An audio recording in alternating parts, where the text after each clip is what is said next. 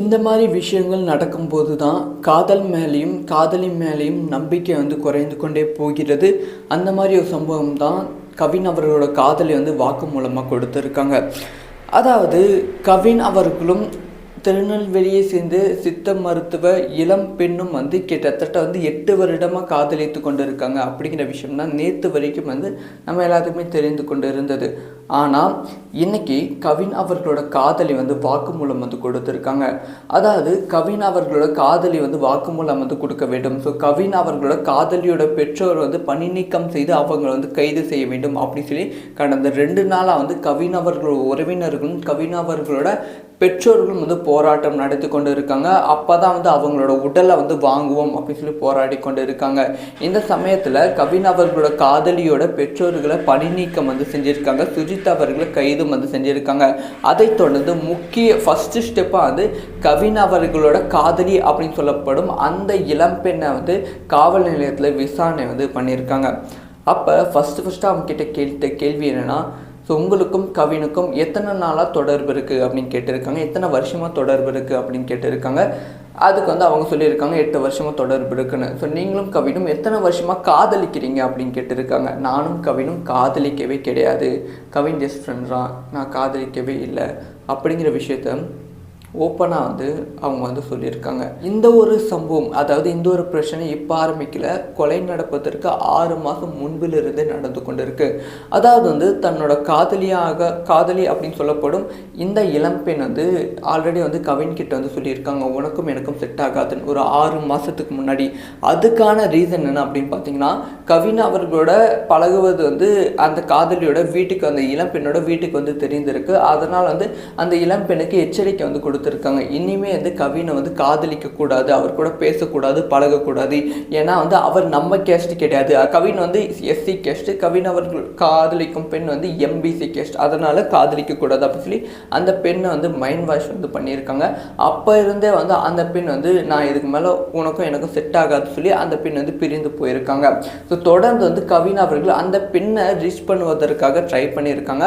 ஆனால் கொஞ்சம் கூட முடியல. எல்லா சோஷியல் மீடியா பேஜையும் பிளாக் பண்ணி வச்சுருக்காங்க.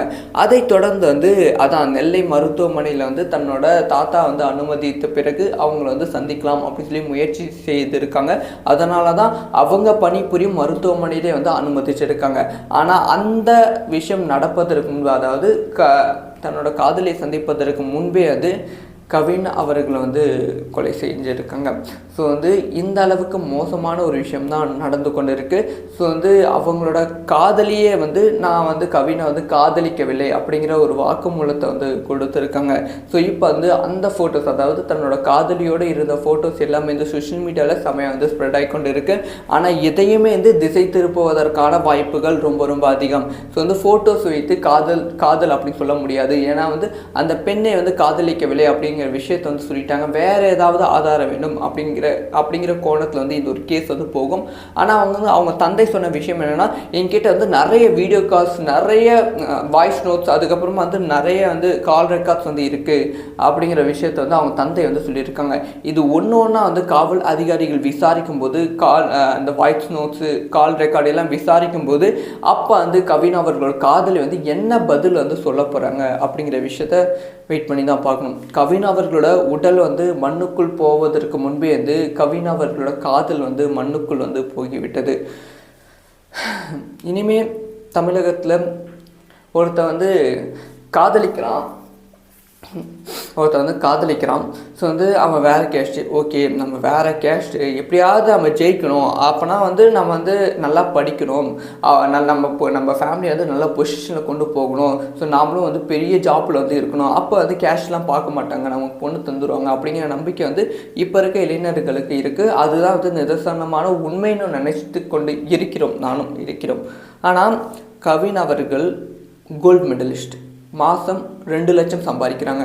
அவங்க அப்பா அம்மா கவர்மெண்ட் ஆஃபீஸர்ஸ். இந்த அளவுக்கு ஒரு செட்டிலான ஃபேமிலி இருக்க ஒருத்தரை நீ வேற கேஷ்ன்னு சொல்லி ஒரே ஒரு காரணத்துக்காக பட்ட பகல ஒரு 22 வயசு பையன் வெட்டி கொண்டு இருக்கான். அந்த 22 வயசு பையனுக்கு எந்த அளவுக்கு சாதி உணர்வை அந்த ஊர் மக்களும் அவங்களோட பெற்றோர்களும் வந்து ஏற்றிருப்பாங்க.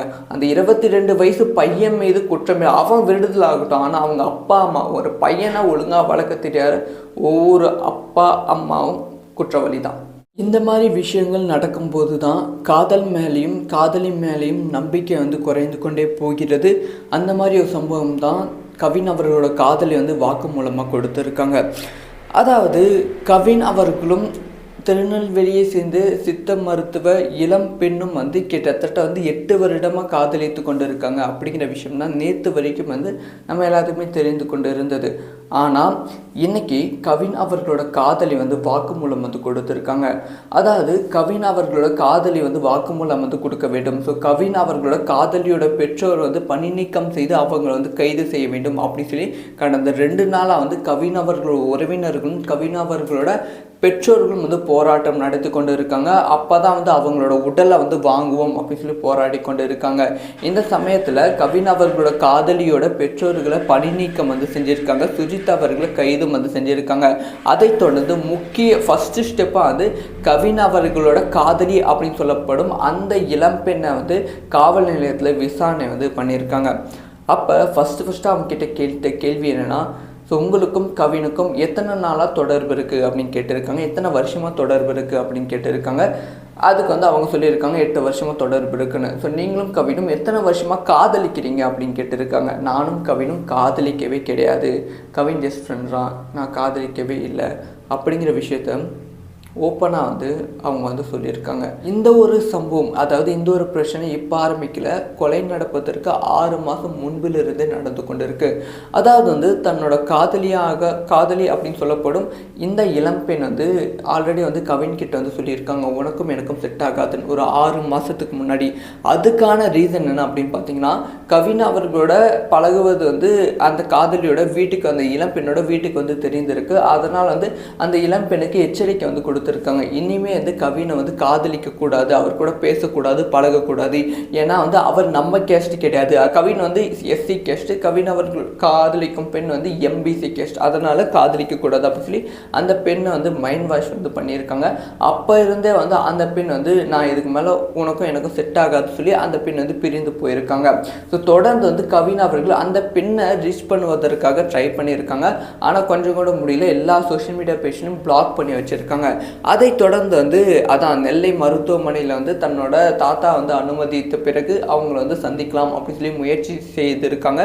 அதனால தான் அவங்க பணிபுரியும் மருத்துவமனையிலே வந்து அனுமதிச்சிருக்காங்க. ஆனால் அந்த விஷயம் நடப்பதற்கு முன்பு, அதாவது தன்னோட காதலை சந்திப்பதற்கு முன்பே வந்து கவின் அவர்களை வந்து கொலை செஞ்சுருக்காங்க. ஸோ வந்து இந்த அளவுக்கு மோசமான ஒரு விஷயம்தான் நடந்து கொண்டு இருக்குது. ஸோ வந்து அவங்களோட காதலியே வந்து நான் வந்து கவினை வந்து காதலிக்கவில்லை அப்படிங்கிற ஒரு வாக்குமூலத்தை வந்து கொடுத்துருக்காங்க. ஸோ இப்போ வந்து அந்த ஃபோட்டோஸ், அதாவது தன்னோட காதலியோடு இருந்த ஃபோட்டோஸ் எல்லாமே இந்த சோஷியல் மீடியாவில் செமையாக வந்து ஸ்ப்ரெட் ஆகி கொண்டு இருக்குது. ஆனால் இதையுமே வந்து திசை திருப்புவதற்கான வாய்ப்புகள் ரொம்ப ரொம்ப அதிகம். ஸோ வந்து ஃபோட்டோஸ் வைத்து காதல் அப்படின்னு சொல்ல முடியாது. ஏன்னா வந்து அந்த பெண்ணை வந்து காதலிக்கவில்லை அப்படிங்கிற விஷயத்தை வந்து சொல்லிட்டாங்க. வேறு ஏதாவது ஆதாரம் வேணும் அப்படிங்கிற கோணத்தில் வந்து இந்த ஒரு கேஸ் வந்து போகும். ஆனால் அவங்க தந்தை சொன்ன விஷயம் என்னென்னா, என்கிட்ட வந்து நிறைய வீடியோ கால்ஸ், நிறைய வாய்ஸ் நோட்ஸ், அதுக்கப்புறமா வந்து நிறைய வந்து கால் ரெக்கார்ட்ஸ் வந்து இருக்குது அப்படிங்கிற விஷயத்தை வந்து அவங்க தந்தை வந்து சொல்லியிருக்காங்க. இது ஒன்றா வந்து காவல் அதிகாரிகள் விசாரிக்கும் போது அந்த வாய்ஸ் நோட்ஸு, கால் ரெக்கார்டு எல்லாம் விசாரிக்கும் போது அப்போ வந்து கவின் அவர்களோட காதலி வந்து என்ன பதில் வந்து சொல்ல போகிறாங்க அப்படிங்கிற விஷயத்த வெயிட் பண்ணி தான் பார்க்கணும். கவின் அவர்களோட உடல் வந்து மண்ணுக்குள் போவதற்கு முன்பே வந்து கவின் அவர்களோட காதல் வந்து மண்ணுக்குள் வந்து போய்விட்டது. இனிமே தமிழகத்தில் ஒருத்தன் வந்து காதலிக்கிறான், ஸோ வந்து அவன் வேறு கேஸ்ட்டு, ஓகே நம்ம வேறு கேஸ்ட்டு, எப்படியாவது நம்ம ஜெயிக்கணும், அப்போனா வந்து நம்ம வந்து நல்லா படிக்கணும், நம்ம ஃபேமிலியை வந்து நல்ல பொசிஷனில் கொண்டு போகணும், ஸோ நாமளும் வந்து பெரிய ஜாப்பில் வந்து இருக்கணும், அப்போ வந்து கேஷ்லாம் பார்க்க மாட்டாங்க, நமக்கு பொண்ணு தந்துடுவாங்க அப்படிங்கிற நம்பிக்கை வந்து இப்போ இருக்க இளைஞர்களுக்கு இருக்குது. அதுதான் வந்து நிதர்சனமான உண்மைன்னு நினைத்து கொண்டு நானும் இருக்கிறோம். ஆனால் கவின் அவர்கள் கோல்டு மெடலிஸ்ட், மாதம் 2 லட்சம் சம்பாதிக்கிறாங்க. அவங்க அப்பா அம்மா கவர்மெண்ட் ஆஃபீஸர்ஸ். இந்த அளவுக்கு ஒரு செட்டிலான ஃபேமிலி இருக்க ஒருத்தரை நீ வேற கேஷ்னு சொல்லி ஒரே ஒரு காரணத்துக்காக பட்டப்பகல ஒரு 22 வயசு பையன் வெட்டி கொண்டு இருக்கான். அந்த 22 வயசு பையனுக்கு எந்த அளவுக்கு சாதி உணர்வை அந்த ஊர் மக்களும் அவங்களோட பெற்றோர்களும் வந்து ஏற்றிருப்பாங்க. அந்த 22 வயசு பையன் மீது குற்றமே, அவன் விடுதலை ஆகட்டும், ஆனால் அவங்க அப்பா அம்மா ஒரு பையனை ஒழுங்காக வளர்க்க தெரியாத ஒவ்வொரு அப்பா அம்மாவும் குற்றவாளி தான்.